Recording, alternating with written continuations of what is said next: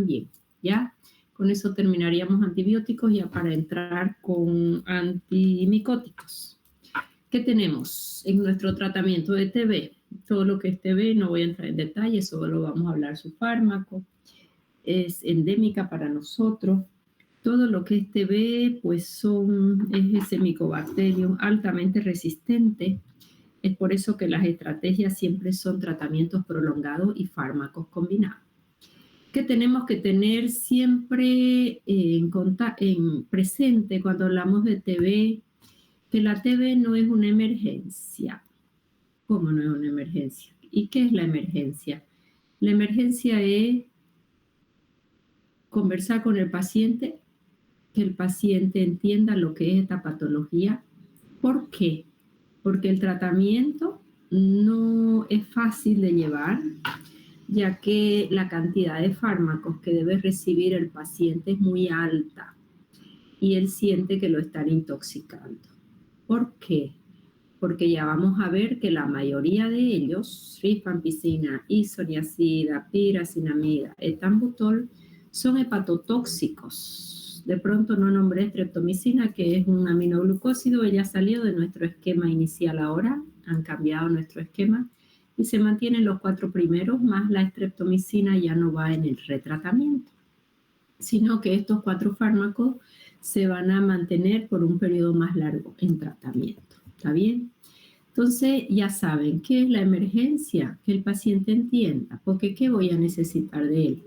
El paciente va a recibir mucho fármaco, ellos son hepatotóxicos. ¿Qué siente un paciente con hepatotoxicidad? Siente náusea, siente vómito, inapetencia, empieza a bajar de peso, transaminasas se suben, eso hace que tome un color amarillento también. No puede tomar alcohol y en nuestro medio el tema del alcohol está fuertemente arraigado. Entonces es complejo, el paciente entra en bastante depresión. Eso él lo debe saber, porque cuando él empieza su tratamiento, ya llevamos 1 o 2 meses, todos los síntomas que él tenía al inicio mejoran.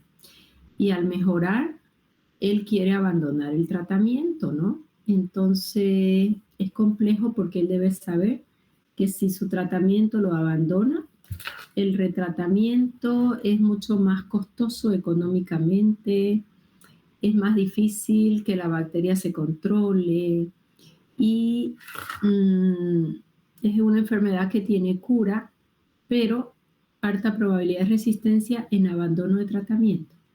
Para mí, particularmente, esa es la emergencia. Eso lo escuché una vez de un médico del programa de TV y se me quedó muy grabado, ¿no? Porque muchas veces con nuestros pacientes queremos empezar ya el tratamiento porque sí es importante, porque puede llevarle a la muerte si no se trata en el larguito plazo, no tan corto plazo. Más cuando en el camino el paciente ve que tiene tanto fármaco, que si antes se sentía muy débil, ahora está peor, tiende a abandonar el tratamiento y ahí es donde vamos perdiendo nuestros pacientes. ¿Cómo se llama la estrategia que usa el programa de TV para asegurarnos que los pacientes reciban la medicación?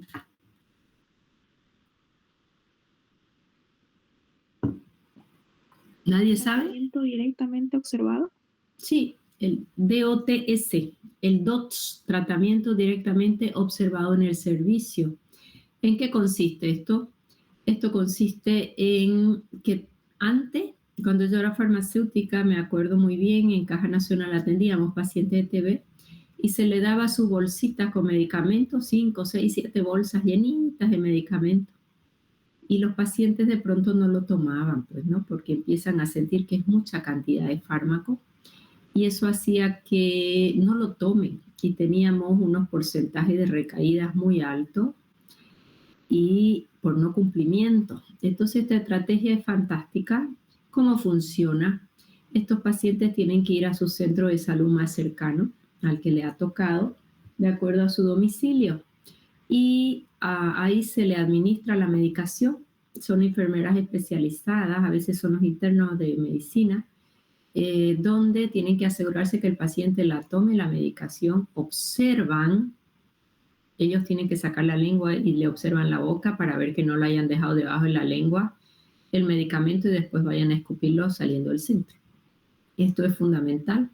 Aparte que ahí se aprovecha para darle alguna bebida con quinoa, con algún alimento nutricional que les ayude y les apoye en su nutrición. En eso consiste la estrategia TOTS, ¿ya? Si con esta estrategia el éxito es mucho mayor. Sin embargo, yo les pregunto a ustedes, este paciente venía todos los días al centro, cada uno tiene su archivo y ahí se va controlando, perdón, todo lo que ellos toman, el día que toman, la cantidad que se ha dado.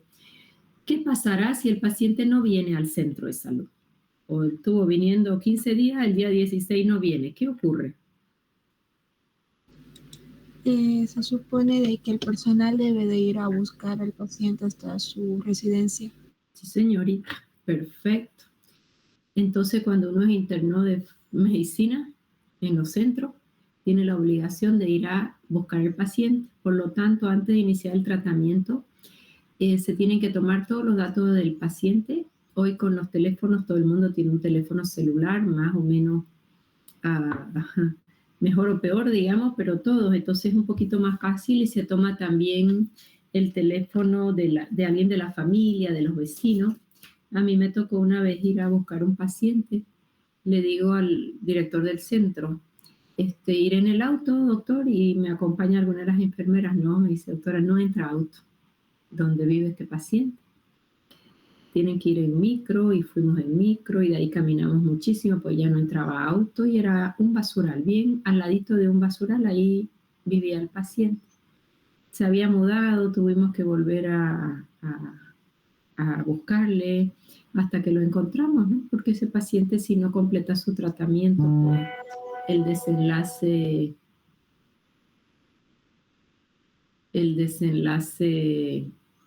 es un poquito así. Entonces, espérenme un segundito, por favor. La emergencia es conversar con el paciente. Ahora vamos a entrar un poquito en los esquemas. Nuestro esquema 1, 2 significa 2 meses, sin embargo, ¿en qué consisten los 2 meses? En tomar la medicación de día lunes hasta el día sábado. Domingo en el centro no atienden el programa y como son fármacos de semivida larga, entonces el domingo ellos descansan. Tiene fármaco el paciente porque se acumula, la mayoría de ellos son tricompartimentales, casi todo. Entonces, domingo descansa el paciente y lunes se retoma, ¿ya? ¿Qué significa acá? 2 significa 2 meses de rifampicina, isoniazida, piracinamida y etambutol. Terminado esos 2 meses, este es el primer esquema, es cuando el paciente inicia el tratamiento, luego 4 meses de rifampicina y de isoniazida. En esta primera fase, entonces, que son los 2 meses, todos los días, excepto el día domingo. Domingo en realidad se tiene la opción de, como no hay el personal, no hay garantía de que cumpla, y como estos fármacos van a ir acumulándose, por eso es que se tiene la chance de hacerlo, ¿no? Bien, el retratamiento, 2 meses, el esquema cuádruple. Durante un mes se hacía streptomicina. Sin embargo, hoy ya no se hace la streptomicina, y que lo que se hace es acá prolongar estos 2 hasta 4 meses, y luego hacemos 5 meses en rifampicina e isoniazida y etambutol. O sea que esto ha cambiado, ¿no? Estos programas siempre van cambiando de acuerdo a cómo se va comportando el Mycobacterium, ya que los grados de resistencia son altos. Cuando se hace el retratamiento, siempre se hace el cultivo. El cultivo es súper lento, para 3 a 4 meses a veces demora en darnos para qué antibacterianos es sensible, ¿no? O sea que generalmente se lo inicia, pero previo se ha tomado un cultivo. Y vamos a ir viendo uno por uno. El esquema pediátrico es diferente, son 52 dosis. No se toma en cuenta también los días domingos, las rifampicinas en jarabe, siempre agitar porque es una suspensión. Dice jarabe el programa, pero es una suspensión. O si puede tragar las pequeñitas, la rifampicina, como se asocia a isoniazida en la segunda parte del esquema, entonces acá sí nos permite, viene asociado, viene rifampicina de 300 miligramos sola o rifampicina 300 con 100 de isoniazida, ¿no? Con 150 de isoniazida. Entonces tenemos las dos opciones. Y luego ya en la segunda fase, rifampicina e isoniazida solamente. ¿Qué tenemos acá? Esta tabla es la que más me interesa. Vamos a ir mirando uno por uno. Esta streptomicina, de momento la vamos a obviar, ¿ok? Y empecemos con isoniazida. Isoniazida, su dosis diaria es 5 miligramos por kilo. Esto ya lo tomamos en cuenta. Cuando hablamos del programa, ya hay como unas tablas previas elaboradas donde te dice si el paciente pesa hasta 35 kilos, hasta 45, hasta 50. A mí particularmente, y es lo que corresponde a un médico, es hacer la dosis por kilo peso, ¿ya? Dosis diaria en nuestro programa está estipulado 5 miligramos kilo peso y la presentación es de 100 de isoniazida. Podemos tener esta isoniazida de 100 o podemos tener la combinación de la rifampicina más la isoniazida. Entonces, rifampicina 300 y la isoniazida 150. A diferencia de esta isoniazida que venía solita. Pregunto, ¿por qué? Eso se hace con la finalidad de que el paciente no tenga que tomar tantas cápsulas. No tenga que tomar tantas cápsulas y no sienta que él se está intoxicando, ¿ya? Entonces, con esta combinación de isoniazida rifampicina, aquí ya vamos a dar menos tabletas. Por ejemplo, si este paciente pesa 50 kilos o 60, más fácil, 6 por 5, 300 miligramos debe recibir de isoniazida. Si la tableta viene de 100 y él tiene que recibir 300, tiene que recibir 3 tabletas de isoniazida. Sin embargo, de rifampicina a 10 miligramos, la rifampicina solita viene de 300 y combinada también viene de 300. Tendría que recibir 2 y acá con una sola tableta ya tiene 300 de una y 150 de la otra. Con 2 tabletas de esta combinación ya cubriríamos toda la dosis de isoniazida y de rifampicina y le ahorramos al paciente tomar más tabletas, ¿ok? O sea que esta combinación es óptima porque está muy relacionada a las dosificaciones entre isoniazida y rifampicina. El problema está en que no siempre contamos con esta rifampicina.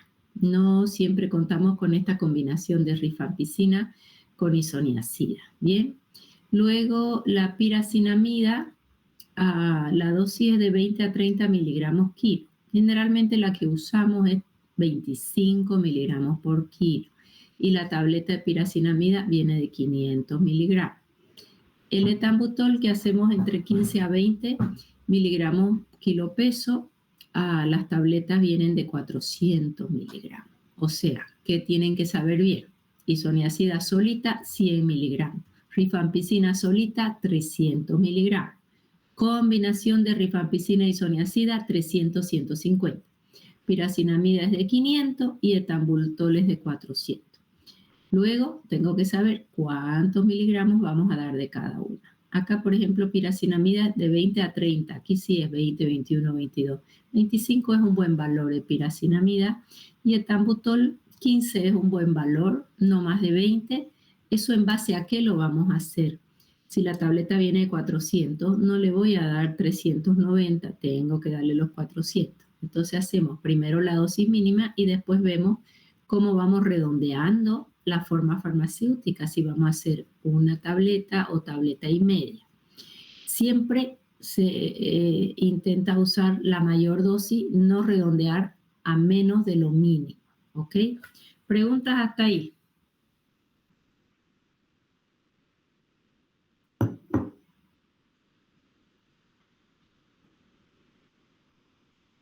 No hay Doctora, pregunta. disculpe, Cante. para pacientes inmunodeprimidos, por ejemplo, con VIH, ¿se ocupa el mismo tratamiento? Para inmunosuprimido VIH, a ver, sea tu tratamiento para una TB pulmonar, para una TB cerebral, para una TB renal o meningia o cualquier localización, incluido la TB o como es incluido el HIV, el esquema es el mismo. El esquema es el mismo. Fíjate que estos fármacos no tenemos otro en primera línea y ellos se usan todos combinados, más todos atraviesan barrera hematoencefálica, por eso también la usamos en la TB. Yo tuve 2 pacientes que conocí con TB meningia que llegaron a terapia y estuvieron intubados y no se usa ni siquiera endovenoso, sino la forma farmacéutica se las diluye y se las administra por sonda nasogástrica, ¿no? Y lo mismo ocurre en paciente HIV, exactamente igual. Tenemos otro fármaco que también serían activos, el uso de quinolona, por ejemplo, y también está, pero no dentro de las primeras opciones, ¿no? En todo el programa se ha ido viendo resistencia y ahí se usan antibacterianos de otra generación, no económicos. La probabilidad de resistencia con el tiempo es mayor y es muy cambiante, ¿ya? O sea que en los programas todos estos esquemas se van cambiando. ¿Quedó un poquito clara? Sí, muchas gracias, doctora. Yo no manejo así el programa porque no lo manejamos, lo maneja el programa nacional, o sea que no es que los médicos en consulta externa lo manejamos.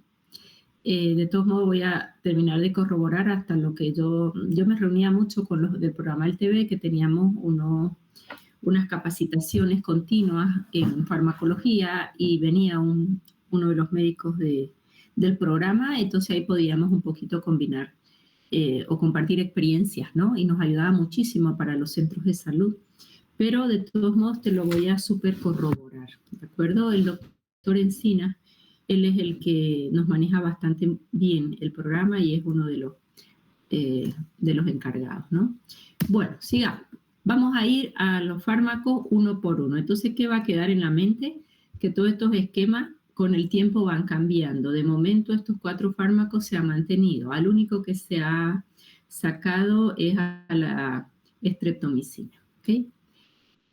Vamos con isoniazida. Isoniazida es hermosa. ¿Por qué? La isoniazida es hermosa porque es tuberculicida. Si ven aquí, acá, bactericida, dice. Entonces, tuberculicida. ¿Qué significa? Que ella va a matar al Mycobacterium. Y si ustedes me dicen, ¿y si va a matar al Mycobacterium? Entonces, ¿de qué estamos hablando? Yo con ella sola pudiera completar todo el tratamiento. La probabilidad de resistencia es extremadamente alta, ¿ok? Por eso es la combinación.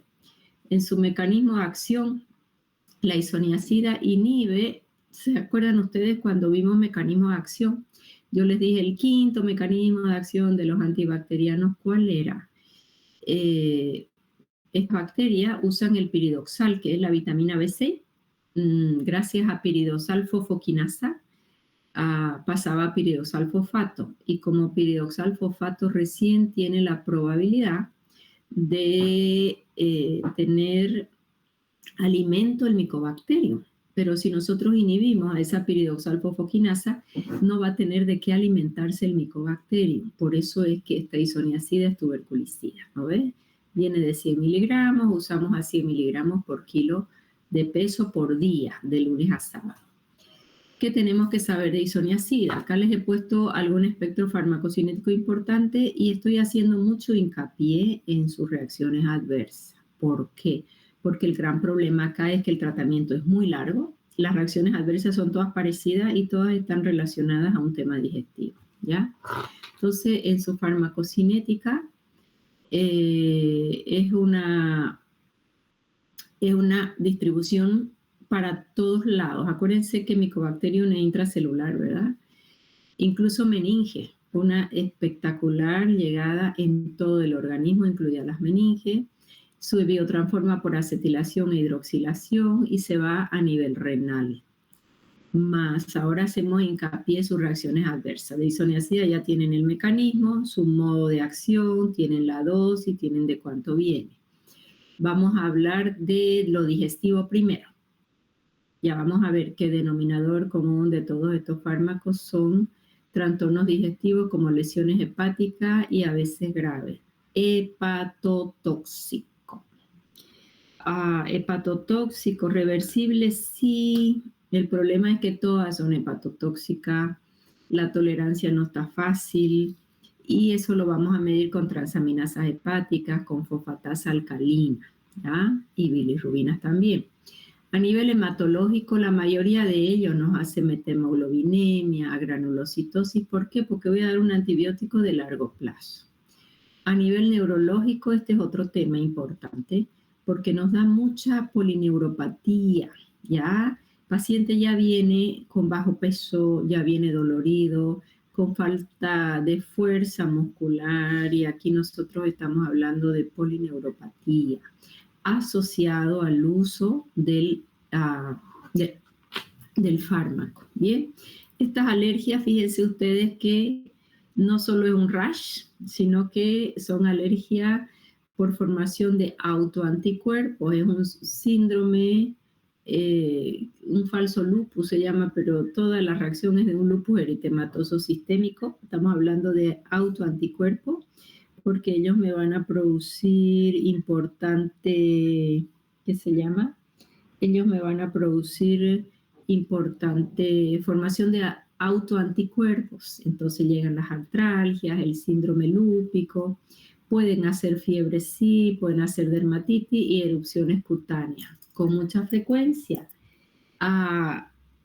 Estos fármacos, uno más que otro, nos pueden dar también un síndrome de Stevens-Johnson. Acuérdense que un síndrome de Stevens-Johnson también es de hipersensibilidad o alergia, o sea que no estamos hablando solo de un rash. Y cuando ocurre este síndrome de Stevens-Johnson, que le llamamos las RAFA en estos fármacos ETB, las RAFA son las reacciones adversas asociadas a los fármacos tuberculosos, ¿ok? Entonces ese paciente sí hay que internar. Pese a que él es inmunosuprimido, el tratamiento está dirigido directamente con glucocorticoides, ¿no? Entonces, a priori ya ustedes miren que es el primer fármaco y ya su toxicidad es importante. Preguntas hasta aquí.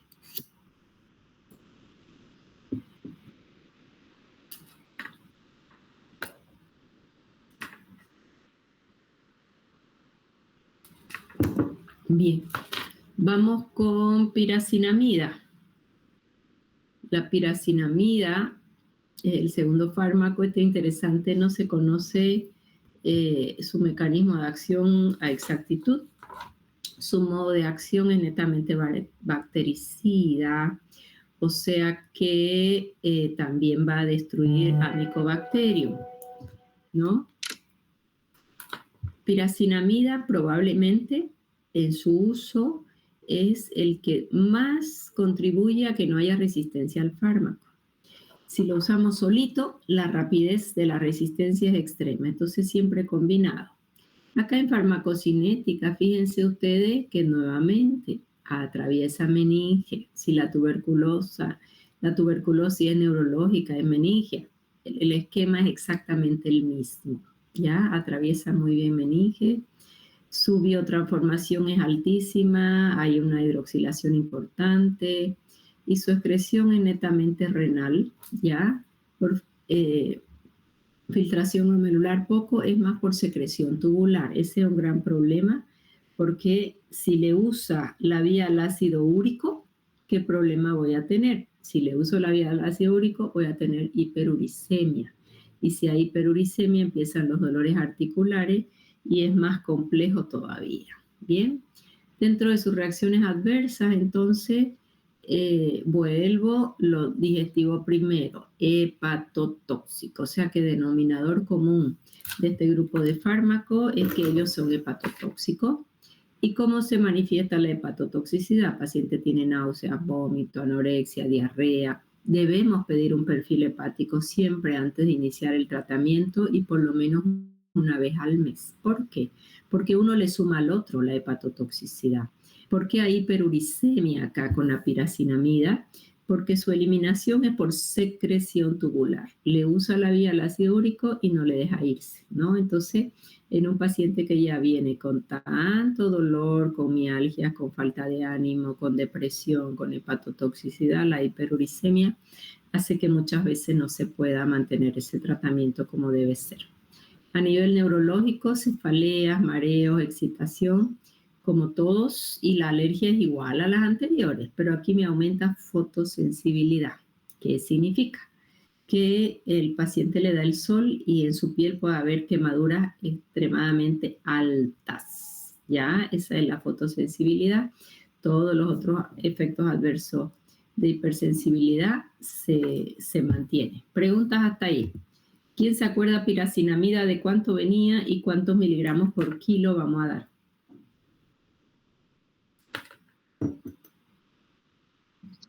Viene en comprimido de 500 miligramos y se le da cada 25 miligramos por kilogramo de peso. Perfecto. 500 miligramos y hacemos de 20 a 25. 25 está bien. Miligramos por kilo de peso. Perfecto. Bien, vamos con rifampicina. Cante.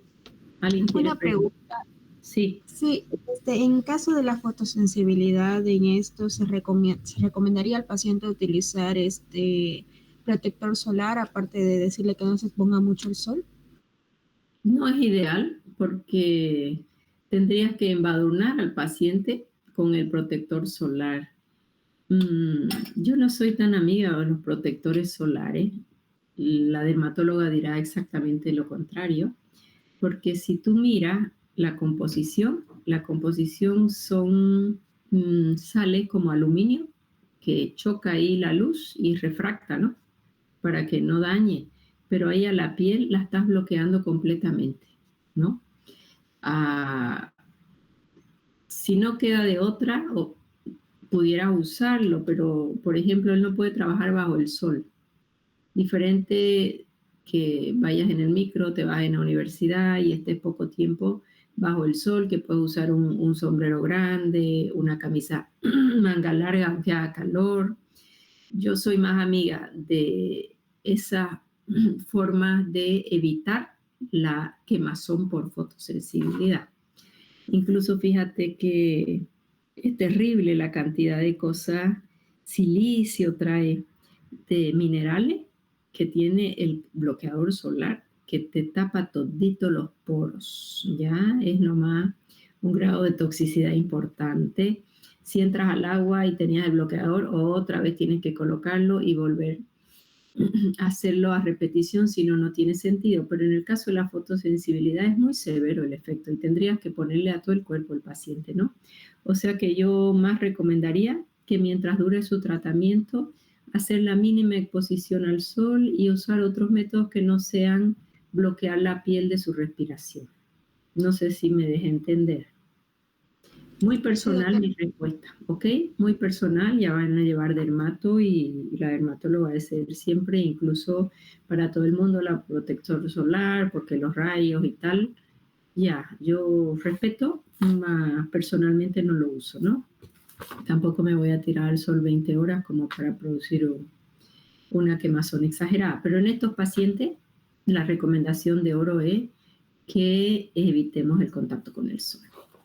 ¿Alguien tiene alguna otra pregunta? Bueno, rifampicina. La rifampicina viene de 300 miligramos sola o 300 miligramos más 150 isoniazida. Esa es una combinación fantástica. Rifampicina inhibe la síntesis del ARN mensajero. Sin embargo, él es bactericida también. Probablemente es el más potente. Y es el único que llega al foco gaseoso cuando la tuberculosis es pulmonar, ¿no? Entonces, fíjense que uno le potencia al otro. ¿Por qué los podemos combinar? Porque tienen mecanismos de acción diferentes, o sea que ellos van a actuar en lugares diferentes. En su farmacocinética llegan muy bien a meninges, igual que todos, es lo que yo les decía al inicio de la clase, ¿no? En una tuberculosis meningia todos atraviesan, sufre un ciclo enterohepático, la rifampicina, y se va tanto a nivel renal como a nivel biliar. A nivel biliar, mayor porcentaje que a nivel renal. ¿Cuál era la que se iba a nivel renal? Por secreción tubular y hacía hiperuricemia. Pregunta examen. Piracinamida. Exacto, piracinamida. Muy bien. Fíjense, reacciones adversas. ¿Cuáles son las más importantes que debemos considerar siempre? Estamos hablando de las digestivas. Volvemos a trastorno hepático. Igual que todos, denominador común, se elevan las transaminasas con toda la clínica que da una hepatotoxicidad. Neurológica, igual que todas. Y en las alérgicas, igual, anticuerpos contra la plaqueta, púrpura trombocitopénica, un síndrome parecido a síndrome gripal, púrpura también autoinmune, Steven Johnson también autoinmune, ¿no?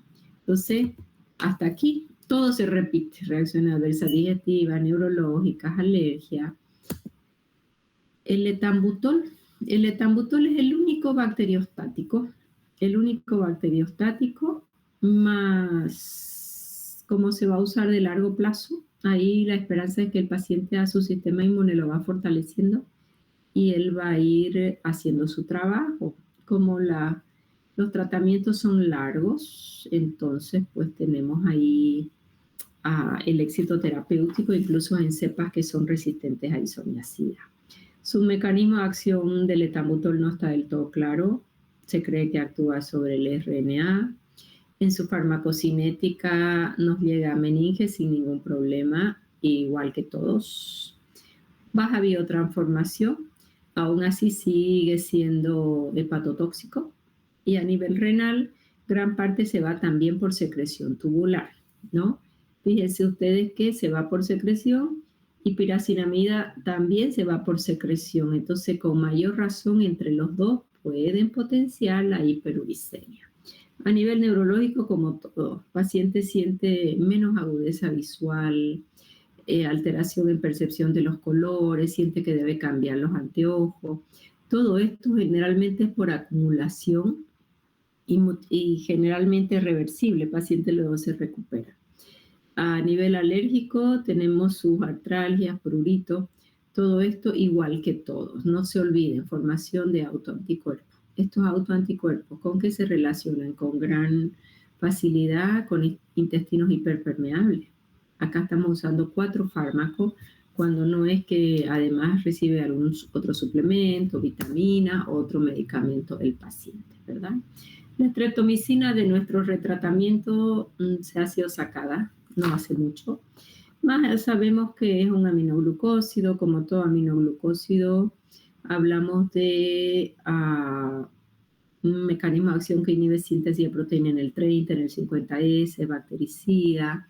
Streptomicina es insoluble. Si es insoluble, solo se puede colocar intramuscular. Viene el frasco ampolla con el polvo liofilizado para ser reconstituido y hasta allí se forma entonces su suspensión que debe ser colocada intramuscular. El frasco ampolla viene de 1 gramo, ¿no? Viene de 1 gramo, son 1000 miligramos, generalmente hacemos a 20 miligramos por kilo, ¿no? Pero si el paciente pesa más de 50 kilos, nunca se debe administrar más de 1 frasco ampolla, ¿ya? Este sí no atraviesa barrera hematoencefálica, o sea que en una TB meningia no la utilizamos. No se biotransforma como todo aminoglucósido y se va por el riñón sin molestar a nadie, pues no se ha biotransformado. Sus efectos adversos son los característicos de aminoglucósido, ¿no?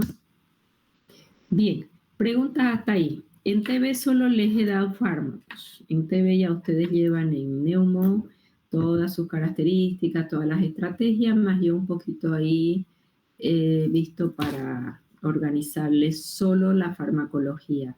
Si yo les tuviese que preguntar, ¿qué ha sido lo más relevante en la medicación? ¿Qué ha sido lo más relevante en la medicación que hemos hablado de TB? Sería la combinación de lesionacida con la rifampicina. Ujú. ¿Qué más a tomar en cuenta? Uno, que no es emergencia, no se olvide.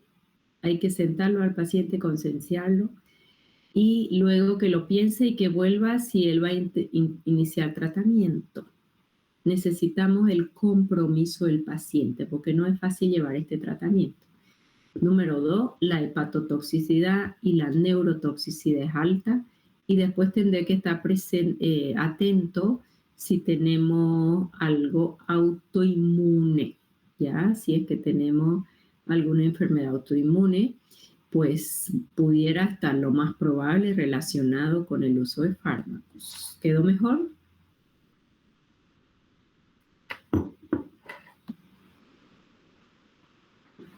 Si no, Sí, doctora. Doctora, ok, Doctora, bueno, sí. y en los casos donde ya hay un daño hepático previo, ¿qué se hace? Cuando hace, ¿qué se llama? El screening para ir viendo en qué condiciones está el paciente, porque hay que hacer perfil hepático, hay que hacer perfil renal.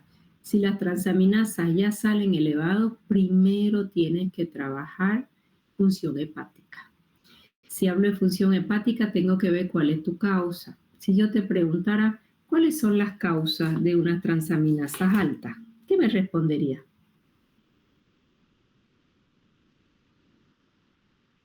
Podría ser por una hepatitis, podría ser por algún... Hepatitis, me gustó. Y si me dices hepatitis, ahí le vamos a empezar a buscar apellido. Hepatitis A, B, C es lo primero que tienes que pedir para saber si el paciente ya traía una hepatitis A, B, C. Si es una hepatitis medicamentosa, a veces hay hepatitis muy relacionadas, ¿saben con qué? Lo que se ve hoy día, con pacientes colecistectomizados. Estos pacientes colecistectomizados no tienen la vesícula, están muy asociados a hepatotoxicidades que se llaman, que se llama hepatitis no alcohólica, ¿no? Es un hígado graso, no hepatitis, hígado graso no alcohólico. Y también está asociado con el sobrepeso y con intestino hiperpermeable. En este paciente TB sobrepeso creía que no, en síndrome metabólico, pero sí el intestino hiperpermeable. Primero sabe la causa. Si es tratable, se trata. Pero no puedes aumentarle fármacos hepatotóxicos a ese hígado. De no tener otra alternativa, porque sí tenemos otros fármacos que pudiéramos usar que son alternativas, buscamos el de menor toxicidad y si no se pudiera, tendrías que ir ajustando la dosis a la función hepática. Así como se ajusta la dosis a la función renal, también se hace a la función hepática y se le da bastante menos dosis que la usual, porque el hígado no está en capacidad de biotransformar. Lo que no se biotransforma no tengo necesidad de ajustar. Y estás en la obligación de ir controlando cada mes cómo va funcionando ese hígado. ¿Ok? Entonces fíjate que tienes que buscarle la vuelta. El hígado no está funcionando bien, rescatamos. Hoy usamos muchísima glutatión endovenosa, me rescata, pero si vos me dices una hepatitis C, no tengo mucha chance, porque es un proceso viral. Y ahí la emergencia es la hepatitis C probablemente. Entonces hay que ver de qué hepatotoxicidad se trata. Si es medicamentosa, retiramos medicamentos, recuperamos al paciente. Si es hepatitis A, tenemos que esperar que ese hígado mejore y al mejorar el hígado, entonces recién iniciaríamos el tratamiento, que yo decía al inicio, no es emergencia, sino tengo que tener buenas condiciones del paciente y él tiene que tener esa accesibilidad. Espérenme un segundo que esta de farmacia me están enloqueciendo. Tenían examen ahora, está lloviendo. Apunta hacia dónde, recuperar el hígado. Si es recuperable, bien. Si realmente no se va a poder recuperar más, vemos que otras alternativas hay de menor hepatotoxicidad, que son muy pocas, y finalmente ahí nomás trabajamos ya dar menos dosis. ¿Quedó mejor? Sí, doctora, gracias. Bien, vamos con metronidazol. Metronidazol, hermoso. Él forma grupos nitro y esos grupos nitro van rompiendo las cadenas del DNA y las doble hélices. ¿ya? Ese metronidazol, nosotros acá lo estamos estudiando como antibacteriano. Sin embargo, él se usa para infecciones por anaerobios. Ahí están las bacterias, pero también es un antiprotozoario, ¿ya? Por infecciones por protozoo. Para amebiasis, el fármaco estrella es el fármaco de oro. ¿Por qué? Porque metronidazol nos va a servir en amebiasis intestinal y en amebiasis extraintestinal. Ya, si ustedes recuerdan, teníamos algunos fármacos como, por ejemplo, ahí teníamos un, ¿cómo se llama? Ah, aminoglucósido. ¿Cómo se llamaba el aminoglucósido que usábamos para las amebas? No han estudiado nada. Paramomicina. Aramomicina. La neomicina era en vía oral para descontaminar el tubo digestivo. Y la paramomicina solo era para la amebiasis intestinal. Y el gran problema de la amebiasis es que ella nos hace una extravasación del epitelio intestinal y ella nos puede hacer amebiasis de otra localización, hepática, cerebral incluida. Entonces siempre nuestro metronidazol deberá ser administrado en vía oral, porque ahí es donde empezaron esas amebas.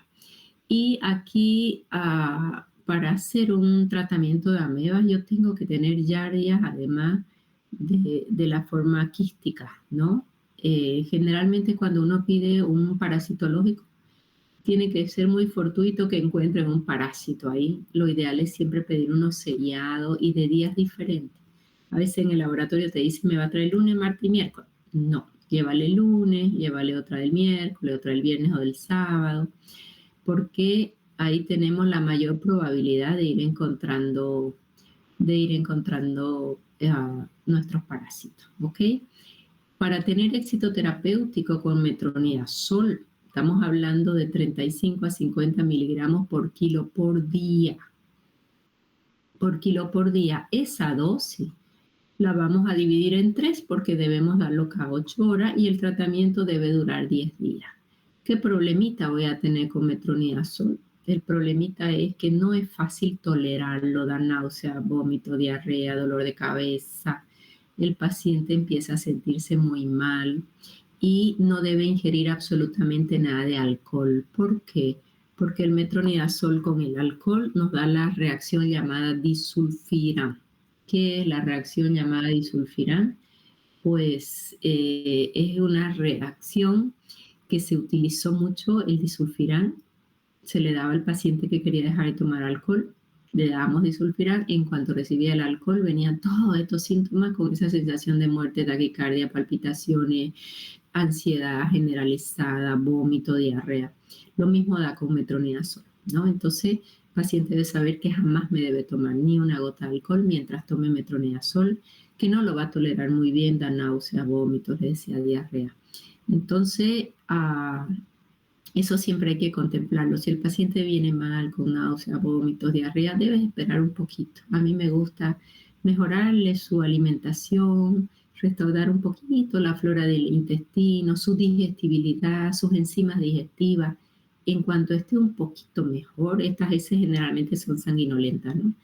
Recién empezar el metronidazol, porque si no te lo va a dejar al segundo día y va a decir, lo siento, si antes estaba mal, ahora estoy peor, ¿no? Los niños es muy usual.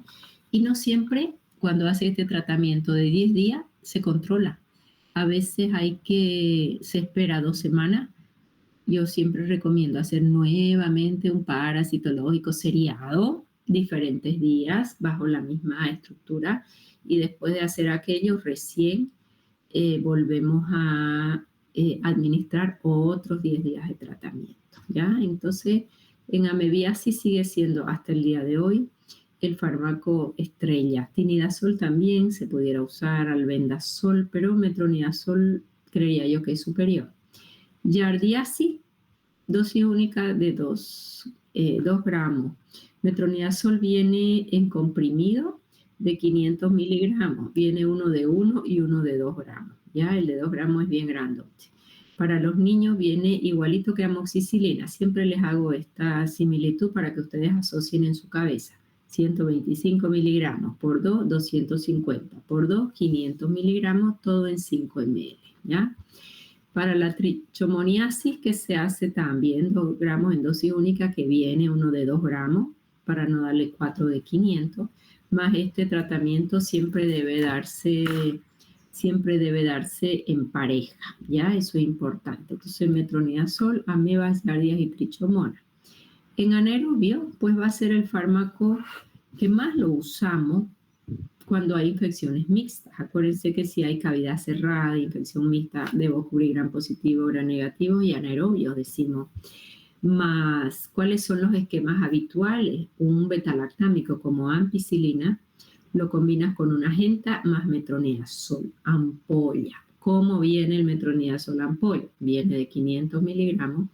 Ya está diluido, listo para ser administrado. No se debe ni reconstituir ni hacer una mayor dilución. Y se hace 500 miligramos cada 8 horas. Más hoy en día viene uno de 1500 miligramos, la dosis de todo el día, y se la pasa una sola vez al día. En 20 a 30 minutos suficiente, ¿no? Entonces, esas son las opciones que tenemos en metronidazol para anaerobiosis, cavidad cerrada. Les decía los esquemas, ¿verdad? Ampigentametro o cefotaxima, amicacina, metronidazol. A ese es lo más usual, probablemente lo más antiguo, lo más económico, y ahí aseguramos cubrir nuestro espectro, gram positivo, gram negativo y además anaerobio. Sin embargo, en otras patologías, como ser un Helicobacter pylori, también vamos a poder usar un metronidazol. El esquema antiguo, ¿saben cómo era? Tetraciclina, 500 miligramos cada 6 horas. Metronidazol, 500 miligramos cada 8 horas. Subsalicilato de bismuto, que dejaba la lengua negra y las heces negras, una toxicidad extrema. Y a eso le aumentaban, no había omeprazol, ranitidina, ¿no? Esos eran los esquemas con el que nació. ¿Qué estoy queriendo decir? Que metronidazol sí es efectivo Helicobacter, pero hoy tenemos antibacterianos más efectivos, no sé si más o menos efectivos, menos tóxicos, diría yo, y de mejor tolerancia. Aún así, el paciente con Helicobacter no es que lo tolere bien. Estamos hablando de amoxicilina, estamos hablando de claritromicina, más el omeprazol, que es un esquema triple clásico. ¿Ok? Bien. Aquí hablamos de bacteroides. Y si yo les pregunto, ¿qué otras alternativas tienen en estos pacientes para infecciones por anaerobio?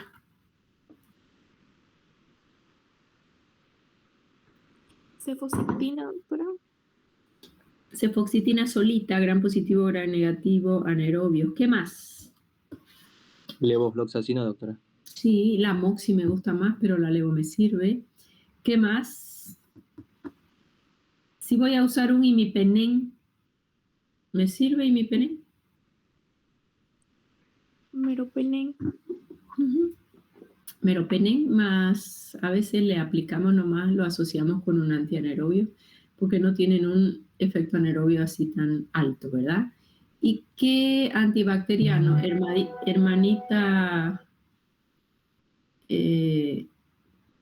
Hermanita, espérenme un segundito, por favor.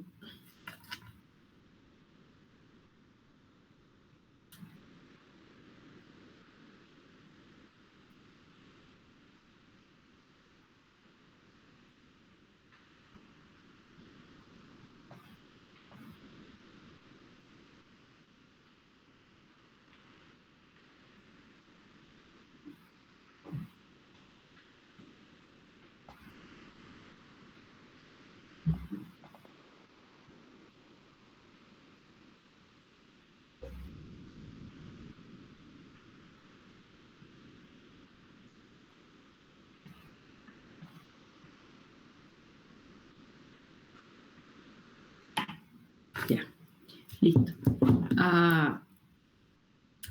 ¿Qué les decía? Ya no sé qué les decía. Bueno, acá hay metronidazol, entonces bacteroide anaerobio, combinado con para gram positivo, gram negativo, y él solo va a cubrir anaerobio, amplio espectro. Les decía, para anaerobio, hermanito de macrólidos, ¿qué alternativa tiene? Lincosamida, doctora. Sí, señor, la lincosamida. ¿Y qué efecto adverso importante tenía la lincosamida? Pliega tejido óseo. Ya eso es un beneficio, ¿no? Es una característica farmacocinética importante, pero ¿qué efecto adverso importante tenemos? Mayor posibilidad de colitis pseudomembranosa. Sí, señor. Y acá fíjate que con metronidazol es mi primera alternativa en colitis pseudomembranosa, ¿no? Entonces, ese es un tema no menos importante. Entonces, si yo voy a elegir anaerobio entre usar una lincosamida, que sí me puede dar una colitis pseudomembranosa, prefiero metronidazol, ¿no? O sea que es como que la lincosamida queda medio de una de las últimas opciones hoy en día porque puede dar colitis pseudomembranosa, mientras que el metronidazol la combate. Fíjense acá, Clostridium. Cuando hablábamos de este Clostridium difficile, pues mi primera opción siempre metronidazol, 500 cada 8 horas. Segunda opción era la vancomicina, frasco ampolla, tomado por vía oral. Y el tercero ya es nuestro trasplante fecal, ¿no? Bueno, ¿cómo nos movemos con metronidazol? ¿Cuáles son sus concentraciones mínimas inhibitorias? De 0,1 hasta 8 microgramos para ser sensible. Cuando damos 250, alcanzamos 5 de mic. Si doy 500, alcanzo el doble. Si uso endovenoso, alcanzo 15. Hasta usando a 15 miligramos por kilo, llega hasta 25 microgramos. Fíjense las diferencias, ¿no? Es por eso que siempre que hay cavidad cerrada, vamos a usar el metronidazol endovenoso. Las dosis siempre oscilan como dosis plena o dosis máxima, 15 miligramos por kilo. Generalmente hacíamos esa dosis de inicio y después bajábamos a 7.5, pero como hoy usamos los 1500 miligramos, que es la dosis usual adulto para 24 horas, si el paciente pesa más, solo damos los 1500 miligramos cada 24 horas, ¿no? Ajá, ya. Bueno, eso en cuanto a metronidazol, ¿ya? Ahí hemos visto entonces fármacos de TB, hemos visto, faltaba metronidazol, acá vamos a ver fosfomicina. Fosfomicina es extremadamente antigua. Ella es solita, la fosfomicina, había sido retirada del comercio por hepatotóxica hace muchos años, más hoy en día vuelve y a ser muy usada en infecciones urinarias, muy efectiva, pero con un buen barrido de flora y una buena hepatotoxicidad. Nos vienen sobres granulados de 3 gramos para ser tomados en vía oral. En cuanto a su mecanismo de acción, ella evita síntesis enzimática en pared celular, o sea que ella es bactericida. Para entrar dentro de la bacteria lo hace por un transporte activo, o sea que ahí la resistencia que pudiera haber más adelante, porque ahorita está bastante sensible, va a ser traslocarle este sitio de transporte activo, ¿no?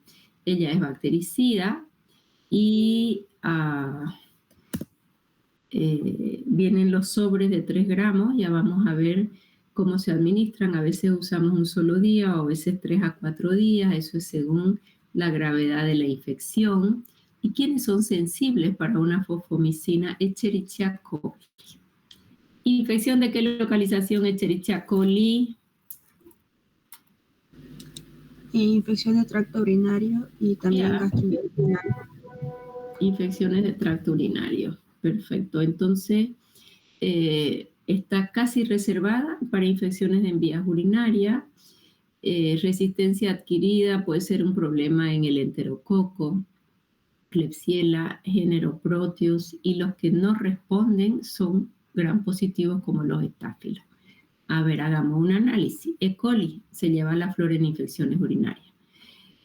Puede haber resistencia, dice, y puede ser un problema el enterococo, pues el enterococo a veces le acompaña a la coli o solo la infección por el enterococo y los otros gram negativos también como la Klebsiella y el género Proteus. Hasta hoy en día el más frecuente es coli y estos otros, enterococo, Klebsiella, género Proteus, con alta probabilidad de resistencia.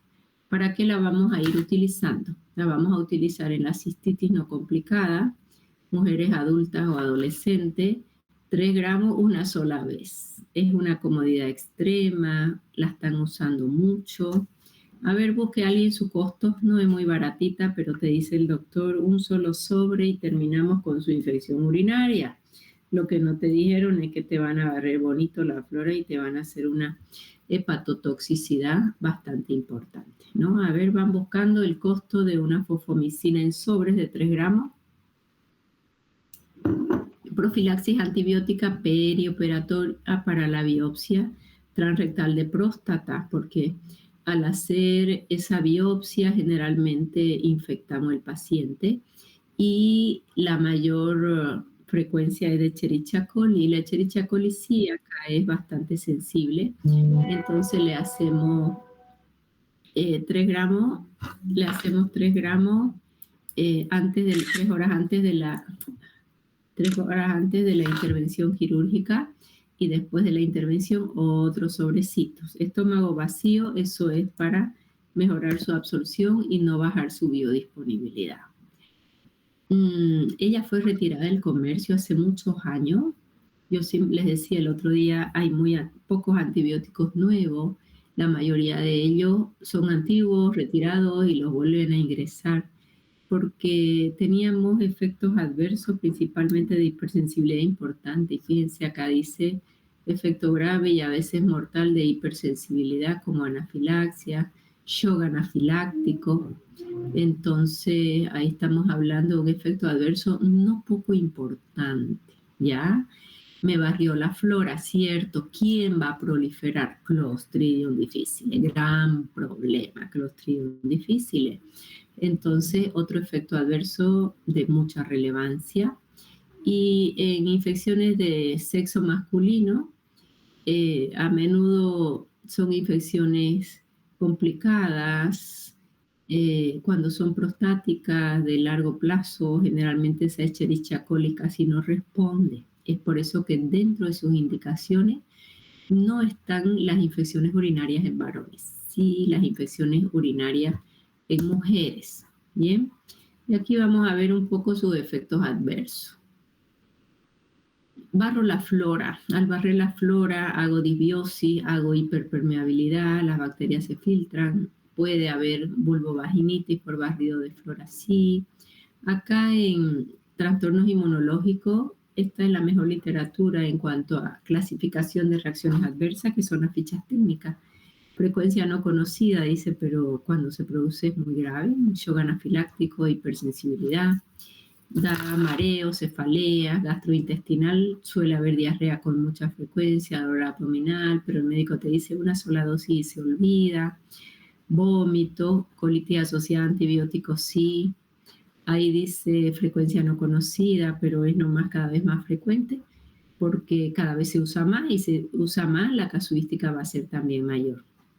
A nivel de la piel y tejido subcutáneo, urticarias, prurito, angioedema, como todo fármaco que nos pueda hacer alergia. Bien, en cuanto a su farmacocinética, su biodisponibilidad oscila a un 50% fácilmente. Los alimentos se llevan al fármaco, por lo tanto se debe tomar estómago vacío. Igual que ¿quién? ¿Qué otro fármaco había que tomar estómago vacío? Antibacteriano. Tetraciclina. Tetraciclina, ampicilina, acitromicina. A ellos les baja la biodisponibilidad fácilmente un 50%, ¿no? Entonces, siempre estómago vacío es la primera recomendación, el sobrecito. ¿Alguien encontró el costo de la fosfomicina? 253 bolivianos. Eso vale un solo sobre. Generalmente el tratamiento es uno solo, pero a veces son 3 o 4, ¿no? Depende de la gravedad y tendría yo que asegurarme que es Escherichia coli, que no es un enterococo, que no es proteo, Klebsiella, que tienden a haber más resistencia y de preferencia mujeres, ¿no? No en las prostatitis crónicas. Se distribuye muy bien a vejiga, riñones, atraviesa placenta, su unión a proteína plasmática es mínima. No se biotransforma, eso es una bondad de ella, y se elimina por el riñón. También un poco se elimina por las heces, ¿no? Bien, entonces con eso ya hemos visto pofomicina y voy a dejar de compartir para... Me falta todavía polimixinas. Ok. Admitir quién quiere entrar, Melinda. Bueno, preguntas hasta aquí. Doctora, Cante. sobre el antituberculoso, ¿qué tan frecuente es que provoque una colitis pseudomembranosa? Más que colitis pseudomembranosa, no es muy alta en estos fármacos. Lo que más produce es la hepatotoxicidad y el síndrome de Steven-Johnson, las RAFAs. Si vos buscas las RAFAs en TV, la casuística de colitis pseudomembranosa es bien baja.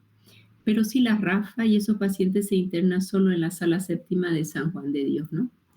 Y cuando les toque pasar por ahí en su internado o en sus prácticas con neumología, es muy usual ahí ver internado con toda esta reacción en una piel totalmente descamada. Steven Johnson es una inflamación de piel y mucosas muy alta, ¿no? Más en colitis pseudomembranosa,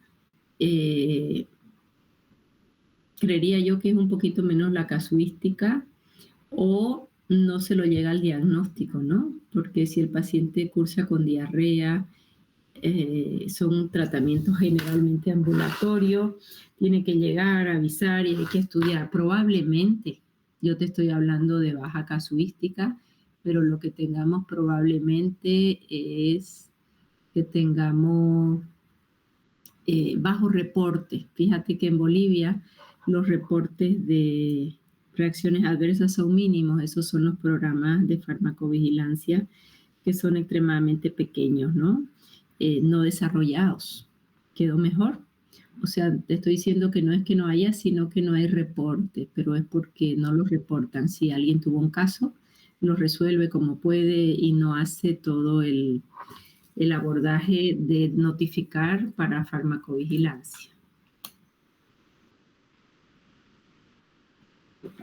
¿Quedó mejor? Gracias. Ya. Bueno, el último tema son las polimixinas. En realidad el que vamos a abordar aquí es el colistin. Ya dentro de las polimixinas son interesantes. Tenemos polipéptidos cíclicos, también fármaco extremadamente... también, ¿qué se llama? Espérenme un segundo. Tenemos un caso tan complicadito ahí. Un segundo. Retirado del comercio el año 70 y de pronto vuelven. ¿Por qué? Porque no tenemos grandes alternativas. Dentro de las polimixinas, ¿a cuál es la que vamos a estudiar nosotros ahora? Que es el colistin o colistin metatosódico, es la polimixina E, que se obtiene del Bacillus colistinus, ¿ya? Esa es la colistina, viene en ampollas de 100 miligramos, descubierto en el año 47, miren, de antiguo, y abandonado en el 70, ¿por qué? Por nefrotoxicidad. Han mejorado un poquito, la molécula sigue siendo nefrotóxica, pero no en esta intensidad. Hoy en día, ¿para quién se reserva el colistin o colistin metatosódico? Pseudomonas aeruginosa. ¿Qué tenía yo en pseudomona? Aminoglucósido, quinolona florada. Doctora, sí. Doctora, ¿no está compartiendo pantalla? No, Disculpe. No te creo. A ver, yo pensé que sí. Ahí compartí pantalla completa, compartir. ¿Y ahora? Ahora sí, doctora. Eso faltó hacer, ya. Bueno, yo les decía que se descubrió por el año 47. Ese es el colistin o colistin metato. Ahí tienen una ampolla de 100 miligramos. Quiero la anterior. Bueno, vamos a ir por ahí. Esa es su estructura química, ya no tiene sentido. Son varias polimixinas. La E, el que vamos a estudiar nosotros ahora. Fíjense que en el 49 se descubre el 47, 49, pero se abandona en el 70, les decía, por ser muy nefrotóxico. Hoy lo volvemos a usar. Mejoran un poquito su molécula, pero en la medida que nos alejamos de penicilina, ya las toxicidades son extremadamente importantes, ¿no? Hoy en día lo usamos hasta cuando la pseudomona es vía respiratoria, neumonía, hasta en nebulización, ¿no? Y funciona bastante bien. Fíjense todos estos artículos que hay. La toxicidad del colistimetato fue retirada por un caso fatal en un niño. Aquí un daño renal importante asociado, efectos adversos por duración de tratamiento. Fíjense los años, ¿no? 1970. Entonces, por eso se retira. Principal problema de ella es su nefrotoxicidad, su costo alto. Si alguien busca en su teléfono cuánto vale un colistin o colistimetato sódico, como colistina, búsquenla. Este era el costo cuando se reintroduce al comercio, $120 una, y vamos a usar por lo menos 3 al día, siempre haciendo un ajuste de función renal. Si tenemos que valorar su efectividad y su seguridad, no hay ensayos clínicos controlados porque ella, al ser muy tóxica, son muy pocos los ensayos que hay. Sin embargo, es una alternativa para Pseudomonas siempre y cuando no tengamos otra sensible, ¿ya? En cuanto a su dosis, Europa nos habla de hasta 480 miligramos día. La ampolla viene de 100. O sea que hacemos hasta casi 5 ampollas día y Estados Unidos dice hasta 800. O sea que entre estas dos potencias todavía no se ponen de acuerdo para armonizar la dosis. Su mecanismo de acción es diferente al mecanismo de acción que hemos estudiado nosotros. Pues acá nosotros tenemos la membrana externa, tenemos los lipopolisacáridos y acá se forma un anillo policatiónico con estos ácidos grasos de la membrana. Y eso hace un efecto detergente, como que nosotros tengamos un plato con grasa y le pones el detergente y dejas la grasa, así entra el antibacteriano dentro de la bacteria, ¿ya? Entonces hace un efecto detergente, ingresa sin ningún problema y ese es su mecanismo de acción. Ella es bactericida. Pregunta, colistin o colistimetato sódico, ¿vamos a tener actividad en quién? Pseudomonas. Casi que la guardamos para Pseudomonas. Si bien Acinetobacter, Klebsiella, Enterobacter tienen un bajito MIC, las reservamos hoy en día casi para Pseudomonas. No tenemos actividad en Shigella ni Salmonella y muy pobre actividad en todas estas otras, Morganella, Vibrio cholerae. De todo esto yo resumo que es probablemente una de mis últimas alternativas por la toxicidad en Pseudomonas. Bien, aquí tenemos los MIC del colistin. Fíjense ustedes que acá Pseudomonas, este MIC al 50, el 50% de las bacterias que fueron inhibidas, menos 1, al 90 menos 1 igual, una susceptibilidad hermosa, ¿no? Entonces, acá en Pseudomonas reservadas. Sin embargo, también tenemos actividad en Acinetobacter, Klebsiella y Enterobacter. Si solo colistin fuera sensible, ahí recién es nuestra alternativa, ¿ya? La Sociedad de Microbiología Francesa ha dicho que hasta 2 microgramos por ml se considera sensible. Reino Unido dice hasta 4. ¿Y qué diferencia hay entre esto y esto? ¿Cuánto de dosis yo voy a dar para inhibir la bacteria? Ya, acuérdense que los americanos nos decían hasta 800 miligramos, mientras que los europeos hasta 480. Entonces, de acuerdo a la concentración que tú vas a dar, es la concentración que alcanzó en sangre que va a inhibir la bacteria, ¿ya? Muy susceptible, acá repito, Pseudomonas, Acinetobacter y Klebsiella, casi reservado para ellos, que son las más resistentes. También la tenemos en forma tópica y en sus presentaciones es interesante. Tengo 2 formas. A veces viene como colistin activo y a veces viene como colistimetato sódico o metansulfonato. La una y la otra se dosifican diferente porque una es la sal del principio activo. ¿Quién encontró el costo del colistin? Como 150 por ampolla, doctora. ¿Boliviano? Sí. Ok, ha bajado bastante de cuando yo la utilizamos en pacientes, he utilizado en pacientes quemados en terapia intensiva, que era solo sensible a colistin, ¿no? Pero la nefrotoxicidad era terrible, pese a que íbamos ajustando dosis. Colistin y colistimetato sódico hay diferencias en su molécula y esto le sacan fotito porque no lo van a pillar. ¿Qué ocurre? Ahí lo que ha encontrado es colistin o colistimetato sódico, porque puede venir de las 2 formas. 1 millón de unidades internacionales corresponde a estos miligramos. O sea que 1 millón corresponde a 80 miligramos de colistimetato sódico. Y esto de acá es importante porque el colistimetato sódico 240 es lo mismo que 100 miligramos de colistin o 3 millones de unidades internacionales. A veces no llega como colistimetato y a veces no llega como colistin. Entonces aquí ustedes hacen nada más su reglita de 3 para poder hacer su dosificación, ¿ya? Luego las presentaciones siempre aclarar, ¿es colistimetato o es colistin base? ¿Por qué? Porque si es colistin, que es el que ha debido ver su compañera, la dosis que vamos a hacer es de 2 a 5 miligramos por kilo por día. Eso lo vamos a repartir generalmente en 3 dosis. O colistimetato sódico ya no es de 2 a 5, es de 6 a 2 miligramos kilo día. Aquí sacan foto también porque esa que se llama convalidaciones, si vale el término, no están hechas tan claras. ¿Ok? Bien, siempre cada 8 horas, ¿no? La dosis del día cada 8 horas, ahí están las dosis. En cuanto a su farmacocinética, su distribución a meninge no me sirve. Si bien es amplia, no llega a meninge. Él es un profármaco, entonces tiene el colistimetato. Tiene que pasar a colistin, por eso él se da mayor dosis que colistin, el colistimetato.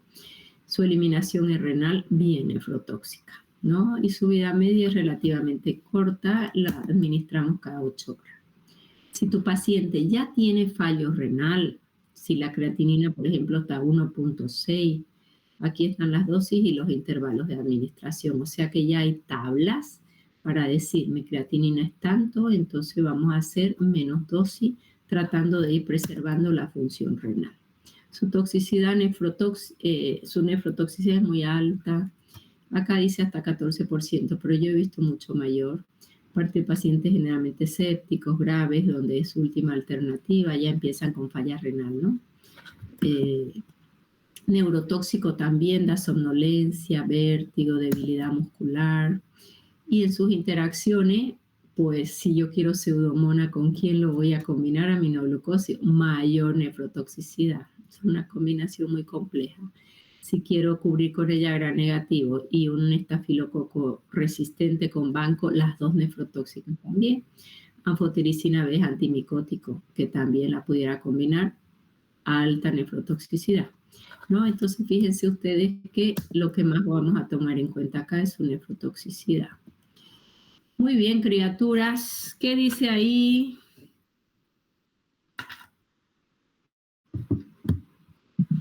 Que debemos estudiar mucho y ser muy... Bien. Ya, a eso le sacan foto y lo meten al cerebro, ¿está bien? A ver, dejar de compartir. A ver, pónganme un poquito para verle por lo menos sus caripelas a los que puedan. A ver, con esto terminaríamos antibacteriano.